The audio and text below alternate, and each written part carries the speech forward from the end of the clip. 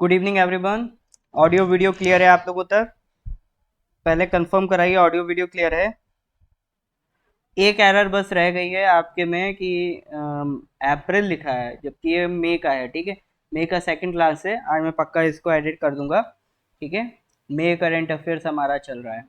अभी 26 जून को फॉरेस्टर और फॉरेस्ट गार्ड का एग्जाम है, तो आप लोगों को मई तक का तो एटलीस्ट करके जाना है। ठीक है, अभी जो जून चल रही है पॉसिबल हो तो डेली न्यूज़पेपर या डेली करंट अफेयर्स जो नॉर्थ ईस्ट पीएससी वेबसाइट पे अपडेट हो रहा है, वेबसाइट नहीं मतलब अभी फेसबुक पेज पे नॉर्थ ईस्ट पीएससी पे अपडेट हो रहा है, उसको पढ़ते रहिए। ठीक है, जून वाला जो भी अपडेट हो रहा है वो भी इम्पोर्टेंट छांट छांट के किया जा रहा है। ठीक है, उसको पढ़ते रहिए। उसके अलावा मई तक का तो आपको मैं करा ही रहा हूँ। चलिए सर स्टार्ट करते हैं। तो मई के देखते हैं, कुछ क्वेश्चंस हमने लास्ट क्लास में करे थे। ठीक है, लास्ट क्लास में कुछ हमने क्वेश्चंस करे थे, उसको कंप्लीट करते मतलब उसको चेक करते हैं आपको याद है कि नहीं। ओके, जोश जी पाकिस्तान से लव भेज रहे हैं, बहुत बढ़िया। क्वेश्चन नंबर 4 बताइए। Doctor Charudatt Mishra was presented the Whitley gold award. ठीक है, अवार्ड का नाम क्या है? Vitally gold. ताशी दिलक जुमकेश्वरा जी। तो वाइटली गोल्ड अवार्ड के बारे में वो पूछ रहा है। ठीक है, वाइटली गोल्ड अवार्ड कहाँ से, ये किस लिए दिया जाता है? Conservation of animals. तो ये अवार्ड कई बार ये एग्जाम में पूछ लिया जाता है, ये अवार्ड किस पर्पस के लिए? तो vitally gold is for conservation purpose. ठीक है सर, किसके लिए? कंजर्वेशन पर्पस के लिए। और ये अवार्ड कौन देता है? वाइटली फंड फॉर नेचर देता है। ये अवार्ड किस जानवर के लिए दिया गया है डॉक्टर चारुदत्त मिश्रा को? तो ये दिया गया है सर स्नो लेपर्ड के कंजर्वेशन के लिए। ऑल राइट, एक क्वेश्चन हमने करा था, which country has become the second country in the world to adopt bitcoin as the official country. तो दो कंट्रीज हो गई हैं, तो पहली भी याद रखनी है। पहली कौन सी थी? पहली थी एल सल्वाडोर। ठीक है, एल सल्वाडोर।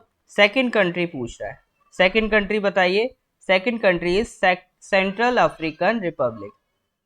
ठीक है, second country is central African Republic.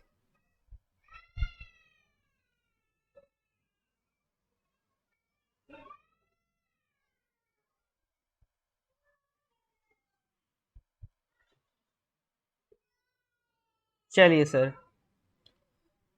Next question इसका आंसर दीजिए। ये बायोफ्यूल से रिलेटेड था। इस which state inaugurated India's first green field green based ethanol plant? Maharashtra, Telangana, Bihar या उड़ीसा? बताइए sir. Which state inaugurated India's first green field green based ethanol plant? Maharashtra, Telangana, Bihar, Orissa? बिल्कुल, आज सब बोल रहे हैं अपना बिहार। लास्ट क्लास में बिहार के अलावा सर कुछ भी हो सकता है। बहुत बढ़िया, मतलब याद है चीजें। ऑल राइट सर, तो लास्ट क्लास में, लास्ट क्लास तक, एक मिनट, हाँ, अपने 10 सवाल हो गए थे। ठीक है, 10 सवाल हो गए थे। उसके आगे की कहानी आज कंटिन्यू करते हैं। तो ये रहा 11th क्वेश्चन आपके लिए फॉर टुडे।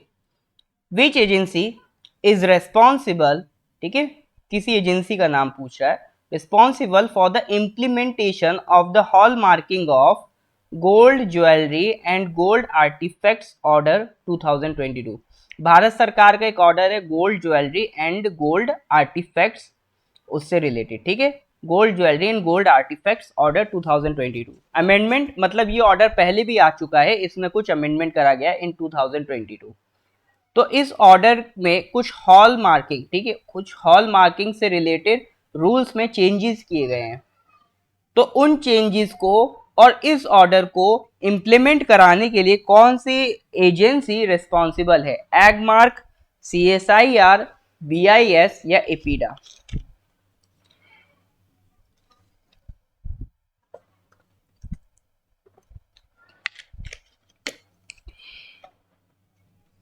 ये लेकिन इतना तो समझ में आ रहा होगा क्वेश्चन में। ठीक है, इसमें आप लोग बहुत आराम से इंटेलिजेंट गेसिंग कर सकते हैं। ये ऐसे क्वेश्चन है कि आपको नहीं भी पता है ना आंसर, फिर भी आप आंसर करके आ सकते हो। ठीक है, यही टेक्निक डेवलप करनी है। आप ये मत सोचो कि सारे क्वेश्चंस आपसे बन जाएंगे एग्जाम में, या सारे क्वेश्चंस जितने भी बनने वाले होंगे सबको आंसर्स आपको पता होंगे, या जो भी सिलेक्ट होता है उसको वो सारे क्वेश्चंस के आंसर पता होते हैं जो वो अटेम्प्ट करता है। ऐसा जरूरी नहीं है, ठीक है। कई ऐसे क्वेश्चंस होते हैं जो आपको डायरेक्ट नहीं आते होंगे, बट ऑप्शंस एलिमिनेट करके हमें बताना पड़ता है। जैसे यही वाला है, ये बात किसके कर रहा है, गोल्ड की। तो गोल्ड का क्या एग्रीकल्चर से कोई लेना देना है, नहीं है, तो एग मार्क नहीं हो सकता, एपीडा नहीं हो सकता। अब CSIR अगर आप जानते हो तो इसका काम क्या है, रिसर्च से रिलेटेड, ये रिसर्च करता है, फिजिक्स रिसर्च करता है। अब यहाँ गोल्ड ज्वेलरी में ये क्या करेगा, कुछ नहीं करेगा, तो ये भी नहीं हो सकता। तो एक ही ऑप्शन आपके पास बचता है BIS, ठीक है। थोड़ा सा इंटेलिजेंट गैसिंग करके क्वेश्चन को सॉल्व करने की कोशिश करिए, ठीक है। तो एक ही ऑप्शन आपके पास बचता है BIS, तो करेक्ट आंसर हो जाएगा आपका BIS, ठीक है, बिल्कुल।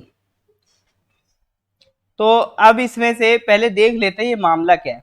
देखो, हॉल मार्किंग गोल्ड ज्वेलरी की जाती है, ठीक है। BIS का काम क्या, ब्यूरो ऑफ BIS के बारे में देख लेते हैं, ब्यूरो ऑफ इंडियन स्टैंडर्ड्स, ठीक है।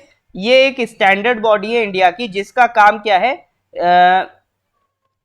कि चीजों को स्टैंडर्डाइज मार्किंग करना और उनकी क्वालिटी सर्टिफिकेशन देखना, ठीक है।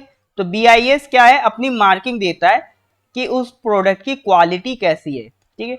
अब गोल्ड में हॉल मार्किंग क्यों करते हैं, गोल्ड में हॉल मार्किंग इसलिए करते हैं ताकि ऐसा ना हो कि कोई आपको इम्प्योर गोल्ड बेच रहा हो, ठीक है, कोई आपको इम्प्योर गोल्ड ना बेच पाए। तो अगर आप मान लो BIS अप्रूव्ड, BIS की मार्किंग का गोल्ड खरीद रहे हो, तो इसका मतलब गारंटी है कि अगर वो लिखा है कि 22 कैरेट का गोल्ड है तो वो 22 कैरेट निकलेगा, अगर वो लिखा है 24 कैरेट का गोल्ड है तो वो 24 कैरेट का गोल्ड निकलेगा। अक्सर एक सवाल ये आता है कि 22 कैरेट, ये 24 कैरेट, ये होते क्या है। देखो, कैरेट्स बताते हैं प्योरिटी ऑफ गोल्ड, ठीक है, प्योरिटी ऑफ गोल्ड। अच्छा, गोल्ड ऐसा है आपका, अगर 100% प्योर कर दिया आपने तो ये बहुत ही सॉफ्ट होता है। 100% गोल्ड अगर कोई चीज है तो वो बहुत ही सॉफ्ट होगी, आप उसकी ज्वेलरी तो नहीं बना सकते। तो ज्वेलरी बनाने के लिए जो गोल्ड में कुछ मिलावट की जाती है, उसमें थोड़ा सा जिंक मिला देंगे, थोड़ा सा सिल्वर मिला देंगे, क्योंकि 24 कैरेट जो गोल्ड होता है वो आपका 100% प्योर होता है, ठीक है। तो जो 24 कैरेट गोल्ड है वो क्या है सर, 100% प्योर गोल्ड है। तो 22 कैरेट गोल्ड का मतलब क्या है, 22 कैरेट का मतलब क्या है, इसमें कुछ इंप्योरिटीज हैं आपका, ठीक है। 22 कैरेट मतलब कुछ इंप्योरिटीज है, तो जैसे जैसे इंप्योरिटीज बढ़ती जाएंगी कैरेट का नंबर घटता जाएगा। 22 20 कर सकते हो, 18 कर सकते हो, तो जितना कैरेट घट रहा है मतलब उसमें उतनी ही इंप्योरिटी बढ़ रही है। 24 कैरेट का भैया सीधा सीधा मतलब है, 24 कैरेट का सीधा सीधा मतलब यह है कि ये 100% प्योर गोल्ड है, ठीक है। 24 कैरेट का मतलब क्या है, ये 100% प्योर गोल्ड है। तो ये सारी जो स्टैंडर्ड मार्किंग है ये सब कौन करता है, BIS करता है। तो अभी एक सेकंड फेज होने वाला है, ठीक है, जो हॉल मार्किंग का भी सेकंड फेज स्टार्ट होने वाला है, जो जून 1 से होगा, और मतलब जून 1 तो आपकी निकल गई तो हो गया होगा। तो सेकंड फेज में क्या होगा, आपका 3 एडिशनल कैटेगरीज ऐड की जाएंगी मार्किंग के लिए, ठीक है। जैसे पहले 22 कैरेट गोल्ड को हम मार्क करते थे, अब हम 20 कैरेट गोल्ड की भी मार्किंग करेंगे, 23 की भी करेंगे और 24 की भी करेंगे। और पहले क्या होता था, जैसे इनके लिए कुछ सेंटर्स बनाए जाते हैं, जो मार्किंग होती है उनके लिए कुछ सेंटर बनाए जाते हैं, उन्हें कहते हैं assaying and hallmarking centre, ASC। ASC का काम क्या है, जहां पर इन सारे गोल्ड की क्या होती है, मार्किंग होती है, हॉल मार्किंग होती है, ठीक है। तो सेकंड फेज में जो नंबर ऑफ डिस्ट्रिक्ट्स है, 32 न्यू डिस्ट्रिक्ट्स में HC सेंटर खोले जाएंगे, ताकि ज्यादा से ज्यादा एरिया में ये हॉल मार्क्ड आपका गोल्ड प्रोवाइड किया जा सके। आपको शायद जान के ताज्जुब हो, BIS अप्रूव्ड गोल्ड अभी इंडिया में अराउंड 30% बिकता है, ठीक है। जो 70% गोल्ड है वो BIS अप्रूव्ड नहीं है, ठीक है। तो उसकी कोई गारंटी नहीं है कि अगर वो आपसे 22 कैरेट बोल रहा है तो वो 22 कैरेट हो। तो इसी चीज को आगे बढ़ाने के लिए कि लोग कहीं फ्रॉड ना करें कि 22 कैरेट में पता चला आपको 18 कैरेट गोल्ड बेच रहे हो, ऐसा ना हो, इसके लिए नंबर ऑफ सेंटर्स बनाए जा रहे हैं, ASC के सेंटर्स बढ़ाए जा रहे हैं, ताकि ज्यादा से ज्यादा इंडिया में जितना भी गोल्ड अवेलेबल है उसमें हॉल मार्किंग की जा सके, ठीक है। तो ये काम कौन कर रहा है, BIS, ठीक है। तो ये सारे काम को इंप्लीमेंट करने की रिस्पॉन्सिबिलिटी किसकी है, BIS की है। तो ये पूरा पॉइंट आपको क्लियर हुआ कि नहीं हुआ, अगर क्लियर है give me a thumbs up.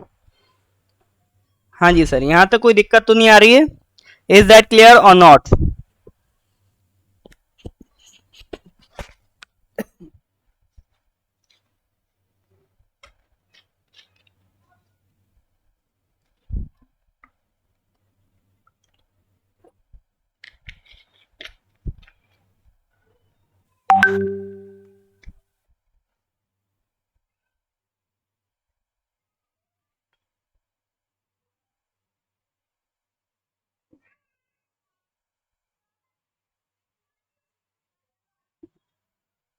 Alright, चलो सर स्टार्ट करते हैं, आगे अगले क्वेश्चन की तरफ बढ़ते हैं। ठीक है, तो क्वेश्चन नंबर 11 था। अब क्वेश्चन नंबर 12 पे आओ। Which state has granted the Shamator sub division as a full fledged district. ठीक है, शमातुर शमातुर डिवीजन सब डिवीजन था, मतलब जैसे एक होता है ना डिस्ट्रिक्ट, उसके अंडर में कुछ छोटे छोटे आपके टाउन्स आते हैं, उनको सब डिस्ट्रिक्ट भी कहते हैं। ठीक है, एक बड़ा सा डिस्ट्रिक्ट होता है, उसके अंदर छोटे छोटे सब डिस्ट्रिक्ट भी आते हैं। तो इसी तरह का एक सब डिस्ट्रिक्ट था शमतुर। अब उस पूरे को ही हम क्या बना रहे हैं, पूरा डिस्ट्रिक्ट बना रहे हैं उसको। तो जो शमतुर है वो किस स्टेट में आता है, ये क्वेश्चन है। ओके सर, जो बता रहे हैं नागालैंड, बाकी लोग बताइए। ओके सर, ताचिंग भी बता रहे हैं नागालैंड। ये तो बनना चाहिए सर आपसे। ठीक है, ये आसान सवाल है, ये 9:30 का सवाल है। ठीक है, तो करेक्ट आंसर आपका इसमें क्या होगा, करेक्ट आंसर आपका होगा नागालैंड। ठीक है, तो नागालैंड गवर्नमेंट ने अभी शमातु सब डिवीजन को फुल फ्लैजेड डिस्ट्रिक्ट क्रिएट कर दिया है। ठीक है सर, तो Nagaland government declare Shamator sub division as a full fledged district. अभी तक ये किस डिस्ट्रिक्ट में आता था, ह्यूनसांग डिस्ट्रिक्ट। ठीक है, प्रोनाउंसिएशन ठीक है ना मेरा, यूनसांग डिस्ट्रिक्ट में समरतुर पार्ट था। अभी यहाँ पर जो ये आपका शमतुर सब डिवीजन था, अब जो कि फुल फ्लैजेड डिस्ट्रिक्ट बन रहा है, यहाँ पे दो मेजर ट्राइब्स आपको देखने को मिलेंगी। ठीक है, तो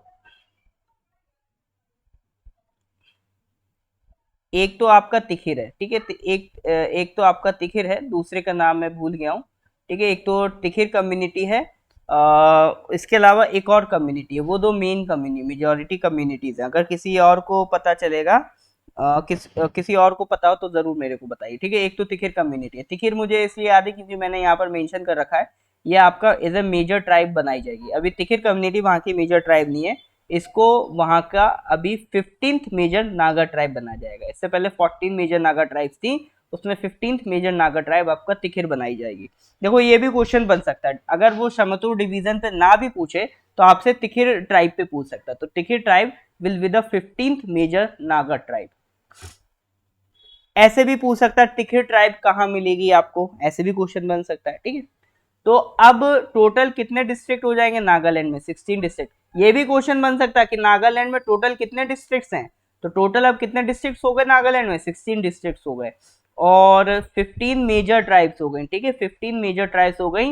लेटेस्ट एडिशन इनमें कौन सा है, तिखिर ट्राइब। ठीक है, latest edition is your Tikhir tribe. चलिए सर, इतना याद रहेगा कि नहीं रहेगा, तो नागालैंड पे भी क्वेश्चन डायरेक्ट पूछ सकता है। जब देखो आपके एग्जाम में नॉर्थ ईस्ट के अदर स्टेट्स के स्टेट फ्लोवर स्टेट एनिमल पूछ लिए जाते हैं, तो ये भी पूछा जा सकता है। ठीक है, बहुत बढ़िया, अनो जी ने बिल्कुल करेक्ट बनाया, यिम ख्यूंग नागाज। ठीक है, एक तो तिखिर कम्युनिटी है, एक और यहाँ की मेजर ट्राइब थी यिम ख्यूंग। ठीक है, यिम ख्यूंग, तो ये दो मेजर ट्राइब्स हैं इस एरिया के। इनके बीच सारी शांति वारदात वगैरह कराई गई है कि आपस में इनका कोई कॉन्फ्लिक्ट ना हो, उसके बाद ही ये डिसीजन लिया गया है। तो ये नागालैंड गवर्नमेंट ने किया है। तो यहाँ से आप देख सकते हो किसी भी सब डिवीजन को डिस्ट्रिक्ट बनाने के लिए ये काम कौन कर सकता है, नागालैंड मतलब स्टेट गवर्नमेंट के पास ये पावर होती है। चलिए सर, नेक्स्ट क्वेश्चन पे आते हैं, question number 13।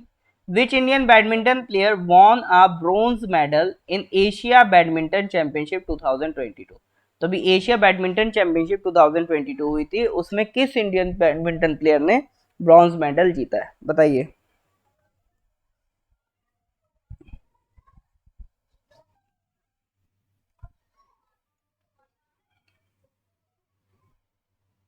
Saina Nehwal, PV Sindhu, P Kashyap, Srikanth, Kidambi.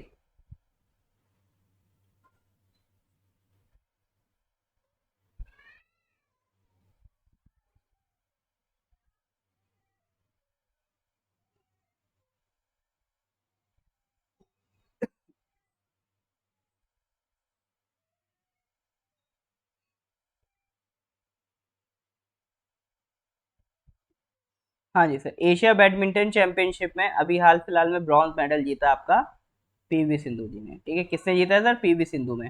तो India PV Sindhu won his second Asian bronze medal. ठीक है, after a heart breaking 3 game loss.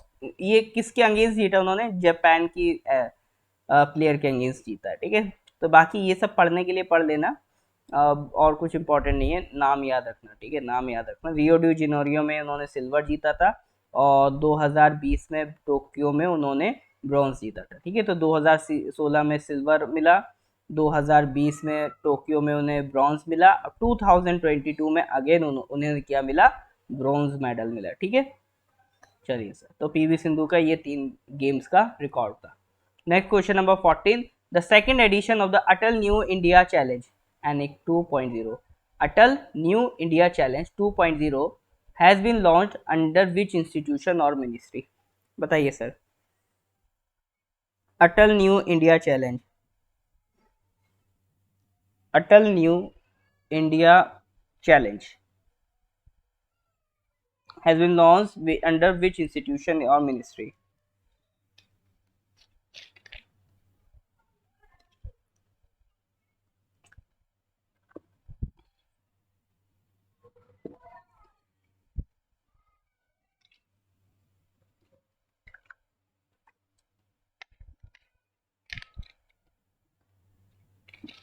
The second edition of the Atal New India Challenge has been launched under which institution or ministry? बताइए sir.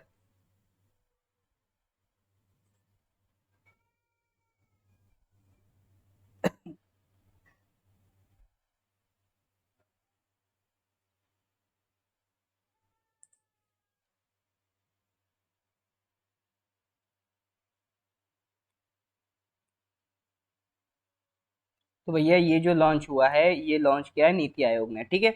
तो देखो, ये जो अटल new India challenge है, ये किसका पार्ट है? चैलेंज मतलब ये कोई कंपटीशन की बात हो रही है, ठीक है, ये कोई कंपटीशन की बात हो रही है। तो ये किस प्रोग्राम के अंडर हो रहा है? ये सब काम हो रहा है अटल इनोवेशन मिशन के अंडर, ठीक है। अटल इनोवेशन मिशन हम पहले भी कई बार डिस्कस कर चुके हैं। ये किसने लॉन्च किया है? नीति आयोग ने, ठीक है। तो अटल इनोवेशन मिशन पे कौन काम कर रहा है? नीति आयोग इसके लिए रेस्पॉन्सिबल है। तो उन्होंने अभी फेज 1 लॉन्च किया है of the second edition of the Atal new India challenge, ठीक है। फर्स्ट जो एडिशन था वो कब लॉन्च हुआ था? 2018 में हुआ था, ठीक है। तो इसके अगेंस्ट वही सी चीज है, अलग अलग पार्टिसिपेंट्स को बुलाया जाएगा ताकि वो अपनी इनोवेशंस और टेक्नोलॉजीज के बारे में बताएं, और जो भी जिसकी भी बढ़िया लगेगी उसको प्राइज दिया जाएगा। इसमें सबसे इंपॉर्टेंट है चैलेंज, तो आप समझ ही गए होंगे, इसमें कुछ इनोवेटिव काम जो बढ़िया करेगा उसको क्या मिलेगा? प्राइज मिलेगा, ठीक है। इसमें मेन क्या है? अटल इनोवेशन मिशन। ये किस प्रोग्राम के तहत हो रहा है? अटल इनोवेशन मिशन। ये जरूर पढ़ के जाइएगा एग्जाम में, इससे सवाल आ सकता है, ठीक है। तो ये किसके तहत चल रहा है? नीति आयोग इस प्रोग्राम को चला रहा है। अटल इनोवेशन मिशन का पर्पस क्या है? इंडिया में टेक्नोलॉजी बेस्ड इनोवेशंस को प्रमोट करना, ठीक है, इनोवेशंस प्रमोट करना, इंडिया में नई नई टेक्नोलॉजीज डेवलप करवाना। चलिए सर, नेक्स्ट क्वेश्चन पे आते हैं, question number 15, which two state celebrate their statehood day on 1 May? देखो, ये क्वेश्चन भी आता रहता है, किस स्टेट का कब स्टेटहुड डे होता है, ये पूछते रहते हैं आपके एग्जाम्स में सवाल, ठीक है। तो क्वेश्चन यही है, question number 15, which two state celebrate their statehood day on 1 May? 1 मई को कौन से दोनों दो स्टेट सेलिब्रेट करते हैं अपना स्टेटहुड डे?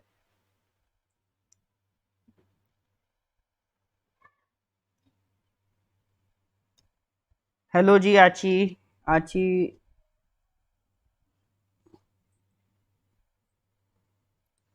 हाँ जी सर, बताइए।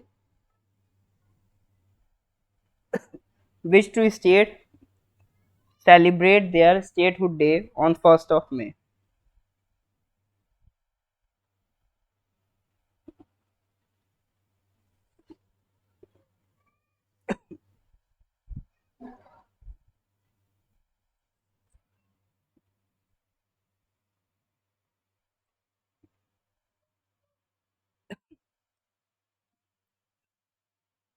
All right, correct answer is Maharashtra and Gujarat, ठीक है। तो May 1st 1960, ये दिन याद रखना है, ठीक है। 1 मई 1960, ये दिन याद रहेगा। 1 मई 1960 को जो पहले महाराष्ट्र होता था, ठीक है, पहले बॉम्बे कहते थे, ठीक है, पूरा वो बॉम्बे प्रोविंस होता था, उसको डिवाइड कर दिया था दो सेपरेट स्टेट में। बॉम्बे में दो एथनिसिटी के लोग रहते थे, एक मराठी रहते थे ठीक है, और एक गुजराती बोलने वाले लोग। तो depending on their language, based on their language, उनकी लैंग्वेज के बेसिस पर दो पार्ट कर दिए गए। मराठी के लिए अलग बना दिया स्टेट, गुजराती के लिए अलग। मराठी के लिए जो स्टेट बनाया वो कहलाने लगा आपका महाराष्ट्र, और गुजराती के लिए जो बनाया गया वो कहलाने लगा गुजरात। ठीक है, तो इस दिन आपका 1 मई 1960 को दो स्टेट्स बने, महाराष्ट्र और गुजरात। इसके लिए एक कानून पास किया गया था, बॉम्बे रीऑर्गेनाइजेशन एक्ट 1960। इस कानून के तहत मराठी लोग स्पीकिंग पॉपुलेशन के लिए महाराष्ट्र बना, गुजराती स्पीकिंग पॉपुलेशन के लिए गुजरात। तो एक्चुअल में महाराष्ट्र तो पहले ही था, उसमें से एक अलग स्टेट बना दिया आपका गुजरात। तो जो गुजरात बना था उस टाइम वो इंडिया का 15th स्टेट था। ठीक है, it was the 15th state. तो दो ही सवाल इसमें बन सकते हैं कि इनका स्टेटहुड डे कब होता है, तो 1 मई को होता है महाराष्ट्र गुजरात का स्टेटहुड डे। दूसरा सवाल ये बन सकता है कि गुजरात जब बना था तो वो इंडिया का कौन से नंबर का स्टेट था, जैसे अरुणाचल में पूछता है, नागालैंड में पूछता है कौन से नंबर का स्टेट है, तो इसी तरह से सवाल पूछ लेता है।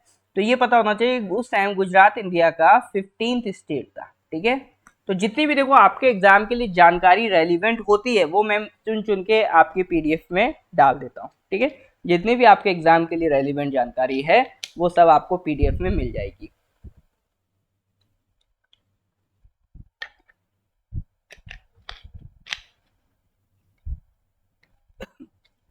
चलिए सर नेक्स्ट क्वेश्चन पे आते हैं। दिन याद, ईयर याद रखना 1960। देखो ईयर इसलिए याद रखना, कई बार सवाल ऐसे आ जाते हैं कि इनको क्रोनोलॉजी में अरेंज करो, कि गुजरात लिख देगा एक जगह लिख देगा गोवा, एक जगह लिख देगा नागालैंड, एक जगह लिख देगा सिक्किम, और पूछ लेगा कौन सा स्टेट, क्रोनोलॉजी में अरेंज करो कौन सा स्टेट किस ईयर में फुल फ्लैजिड स्टेट बना। ठीक है, कौन सा स्टेट किस ईयर में फुल फ्लैजिड स्टेट बना, इसको क्रोनोलॉजी में अरेंज करो। तो इस तरह के सवाल आपके एग्जाम में बनते रहते हैं, इसीलिए जैसे आज हमने पढ़ लिया 1960 गुजरात का, तो बाकी सबका आपको जाके एक बार चेक करना, गोवा कब बना, नागालैंड कब बना, सिक्किम कब बना, ये एक बार आपको चेक करना है, ये आपकी रिस्पॉन्सिबिलिटी है। ठीक है सर, चलो जी नेक्स्ट क्वेश्चन पे आते हैं। Question number 16, Harshada Sharad Garud created history by becoming the first Indian. ठीक है, अब देखो ये इसलिए इंपॉर्टेंट हो गया क्योंकि ये फर्स्ट इंडियन है, Garud is the first Indian, Garud is the first Indian, तो फर्स्ट इंडियन है तो बड़ी बात है, to win a gold medal at the junior world championship of which sport. ठीक है, अभी junior world championship of which sport Garud ने क्या जीता है, गोल्ड मेडल जीता है, तो कौन सा स्पोर्ट था सर।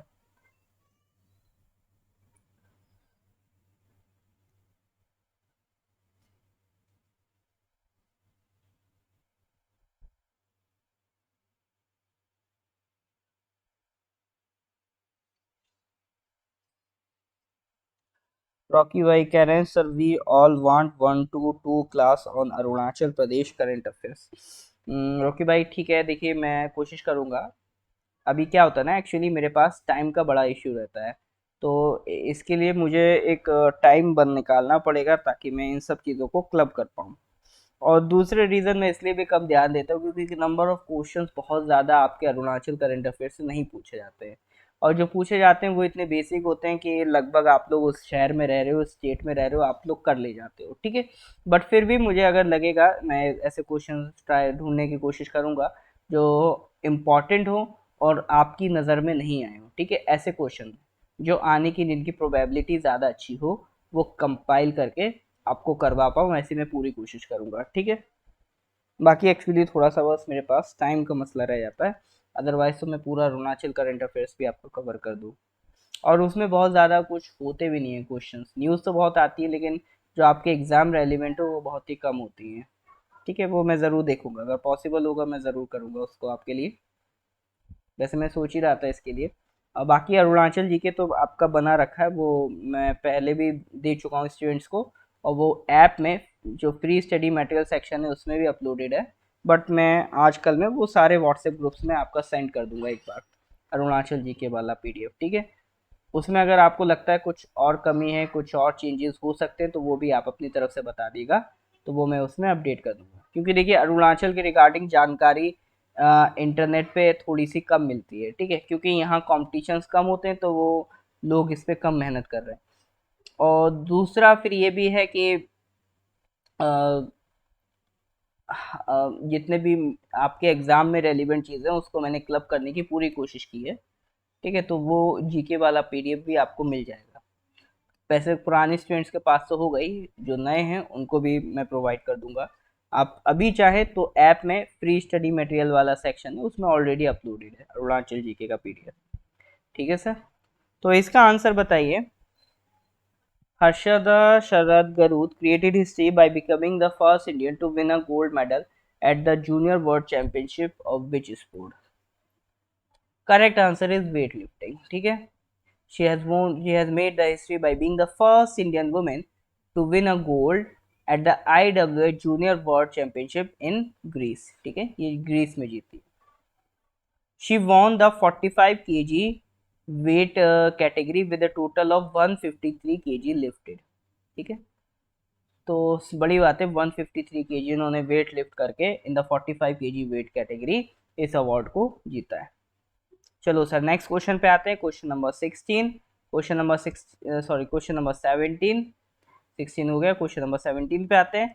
17 कह रहा है recently which trade agreement between India and UAE came into force. अभी इंडिया और यूएई में ट्रेड एग्रीमेंट हुआ, तो ट्रेड एग्रीमेंट का वो नाम पूछ रहा है, क्या नाम था?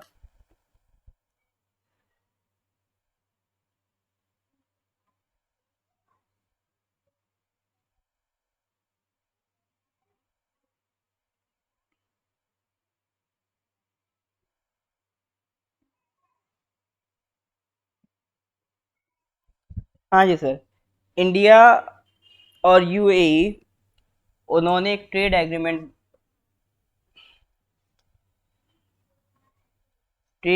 करा है, क्या नाम था उसका?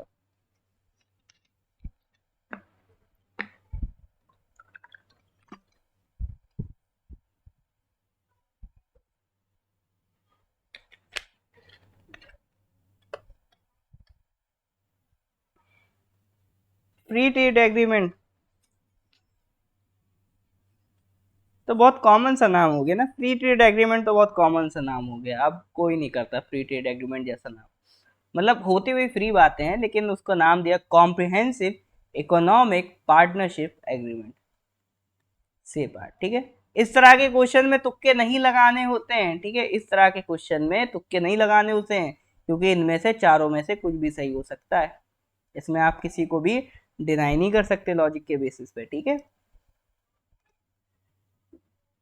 तो कॉम्प्रिहेंसिव इकोनॉमिक पार्टनरशिप एग्रीमेंट, ये हो गया करेक्ट आंसर।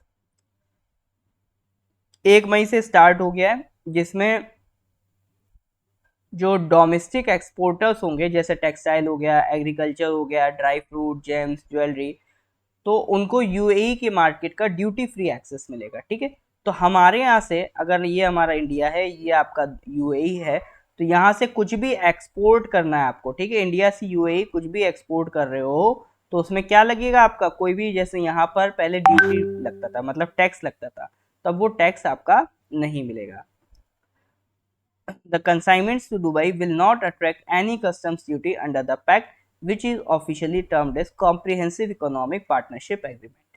तो इससे फायदा क्या होगा? इंडिया के जो एक्सपोर्ट्स हैं वो बूस्ट होंगे। ठीक है, तो ये हमने यूएई के साथ एग्रीमेंट किया है कि हमारे भैया जो भी एक्सपोर्ट आपके आ रहे हैं उन पे टैक्स मत लगाओ। ठीक है सर, तो उन पे टैक्स नहीं लगेगा। तो that is your comprehensive economic partnership agreement. Okay sir, बढ़िया। Next question, question number 18। हाँ जी सर, क्वेश्चन नंबर 18 का आंसर दीजिए। Recently the labour ministry is working to link which registration portal with the Pradhan Mantri Suraksha Bima Yojana for accidental claims by unorganised workers. बताइए।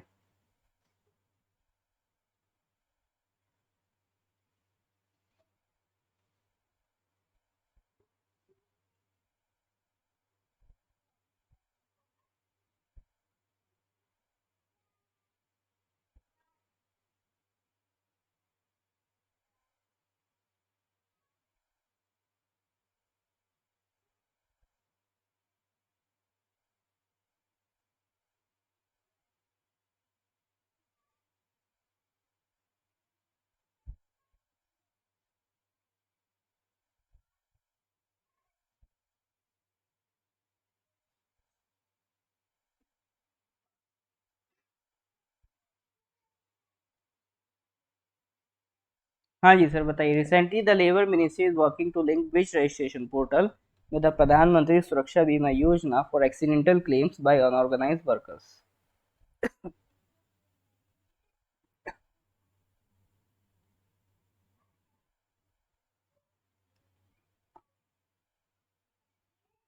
ई ग्राम, ई श्रम, ई मेहनत, ई कर्म.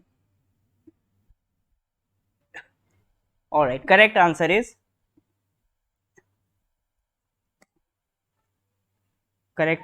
Your E श्रम.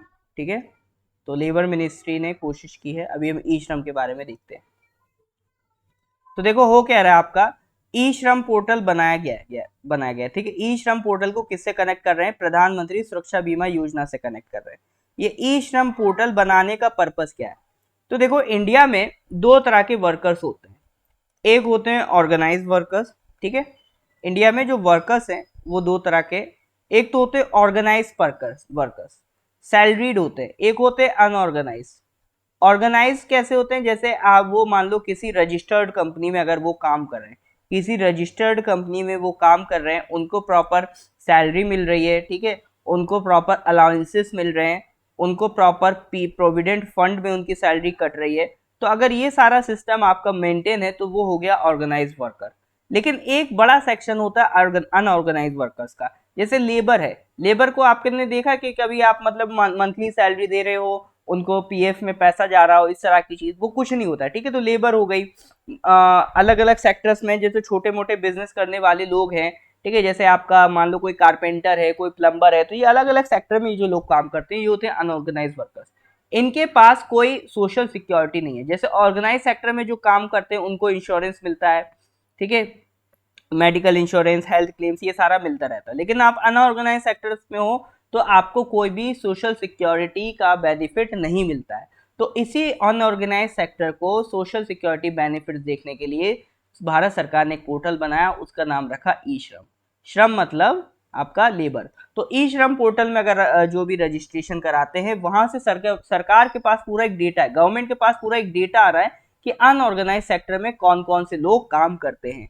तो उन लोगों को कहा गया है आप सब एक पोर्टल है ई श्रम, इसमें जाके क्या करो? रजिस्ट्रेशन करो. रजिस्ट्रेशन करने से होगा क्या, आपको एक मेडिकल इंश्योरेंस प्रोवाइड किया जाएगा अंडर प्रधानमंत्री सुरक्षा बीमा योजना. ठीक है, तो ऐसे लोगों को क्या प्रोवाइड किया जाएगा? प्रधानमंत्री सुरक्षा बीमा योजना के तहत medical insurance, accidental insurance cover दिया जाएगा ऑफ 2 लाख.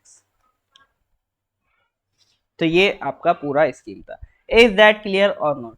हाँ जी सर, यहाँ तक कोई दिक्कत? यहाँ तक अगर क्लियर हो please give me thumbs up.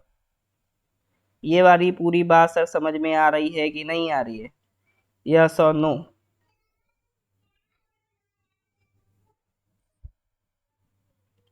All right sir, next question पे आते हैं. Question number 19.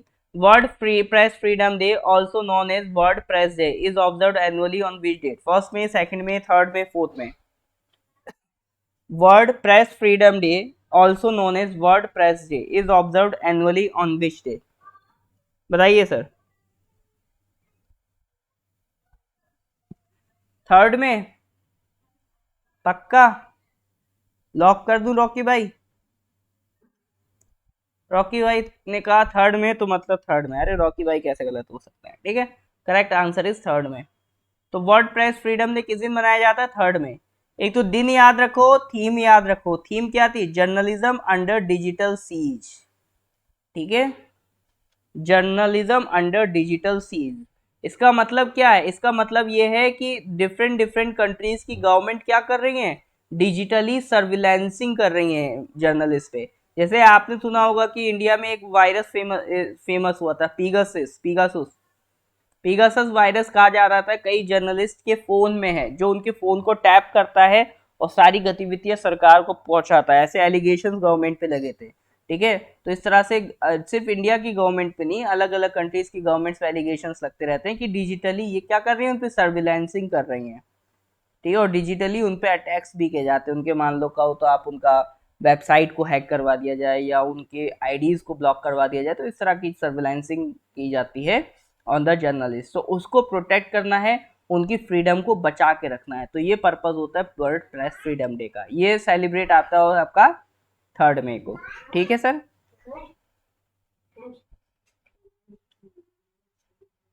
Next question, question number 20। Question number 20, which shipyard is set to build the which shipyard is said to build the first indigenous hydrogen fueled electric vessels? बताइए correct answer क्या होगा। Which shipyard is set to build the first indigenous hydrogen fueled electric vessels?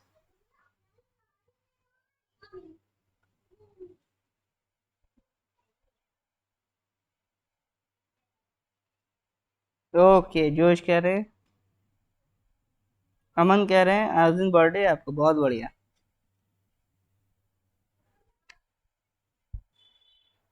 Which shipyard is set to build the first indigenous hydrogen fueled electric vessels?